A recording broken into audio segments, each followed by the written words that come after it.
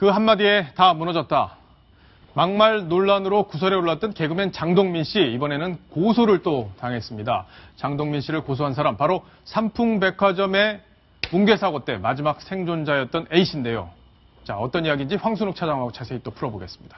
황순욱 차장. 네. 자, 그 당시에 사고에서 살아난 그 분이 장동민 씨를 고소했다는 거죠? 네, 그렇습니다. 1995년도에 가슴 아픈 삼풍백화점 붕괴 사고, 이 당시에 마지막까지 살아남았던 여성 생존자가 동부지검에 장동민 씨를 명예훼손으로 고소를 했습니다. 그 이유인즉슨 사실 장동민 씨가 인터넷 방송에서 지금 막말, 욕설 방송으로 논란을 빚고 있었는데, 사실 그 문제가 됐던 방송 내용을 들어보니까요, 이런 심각한 문제가 되는 내용이 있었던 겁니다. 삼풍백화점 당시 살아남았던 이 여성을 지칭하면서 무슨 건강 동호회 얘기를 했었나 봐요. 예. 거기서 소변을 마시고 건강을 찾는 동호회가 있다라고 하면서 삼풍백화점 붕괴 당시 살아남은 이 여성도 당시에 소변을 마시고 목숨을 연명하면서 살아난 거다. 그래서 마치 그 동호회의 창시자가 이 여성이다. 이런 식으로 비하 발언한 겁니다. 그렇군요. 이에 대해서 이 변호사, 이 해당 여성의 담당 변호사는 생사의 갈림길에서 정말 역경 속에서 어렵게 목숨을 구한 사람을 놓고 이렇게 개그 소재로 삼는 것 자체가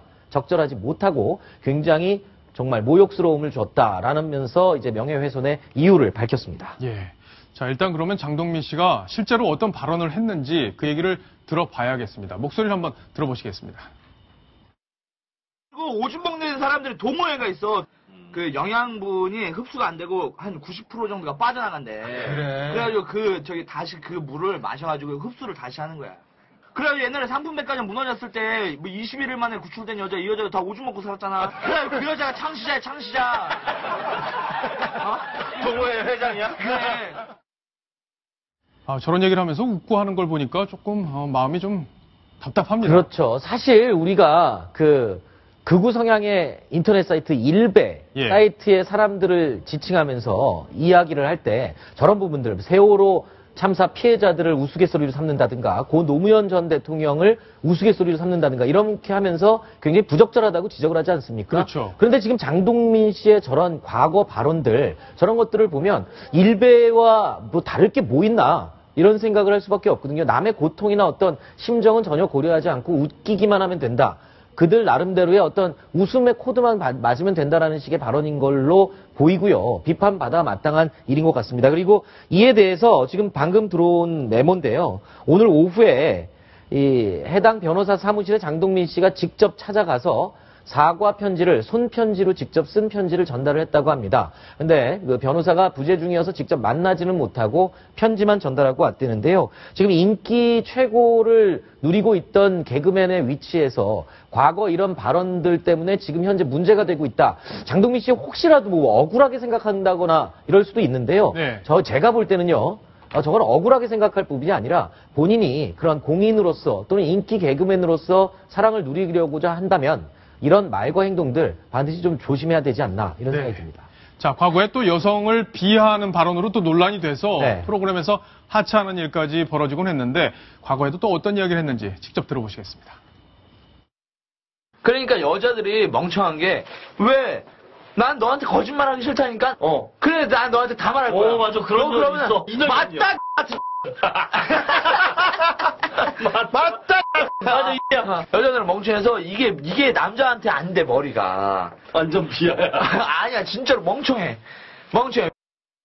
예. 그러니까 저 해당 발언으로 지상파 예능 프로그램의 주요 후보로 선정이 되려다가 이제 자진 하차를 했죠. 그런데 오늘 삼풍백화점 피해자에 대한 모욕 발언 때문에 또 이제 라디오 방송마저도 하차를 결정을 했습니다. 그렇군요. 그러니까 본인이 지금 인기를 구가하고 있다가 과거의 발언에 발목을 스스로 잡혀서 모든 방송에서 지금 하차하고 있는 그런 상황입니다. 예. 저는 여성분들이 더 똑똑한 걸로 그동안 알고 있었는데, 저분은 좀 다른 생각을 했다가 그 대가를 지금 톡톡히 치르는 건 아닌지 모르겠습니다. 자, 개그맨 한민관 씨 이야기도 재밌는 얘기가 있던데, 짧게 소개를 해주시죠. 네, 개그맨 한민관 씨가 카레이서로 활동을 하고 있는 것 아시는 분들은 몇 분 좀 아실 텐데요. 예. 최근에 그 원메이크 레이스라고 같은 차종의 자동차로 경주하는 실제 프로급 레이스에 나가고요. 예선에서 실격을 당해서 본선에서는 원래 20명 중에 마지막 20번째로 출발을 했습니다. 예. 그런데 실제로 결승전에 들어갔을 때는 3위로 통과를 했습니다. 그러니까 16대를, 무려 16대를 추월해서 3위로 골인을 한 것인데요. 이게 프로급 경기에서는 정말 이례적이고 있을 예. 수 없는 일이라고 합니다. 그렇군요. 그래서 한민관 선수 이 대회 2011년 처음 출전한 이래 처음으로 3위 입상에 서서 상까지 받았다고 합니다. 네. 자, 김진표 씨도 카레이서로 활동을 했는데 사고가 예전에 한번 나지 않았었습니까? 네, 2015년 CJ 헬로우 모바일 클래식에서 챔피언십에서 출전을 했다가 지금 저 경기입니다.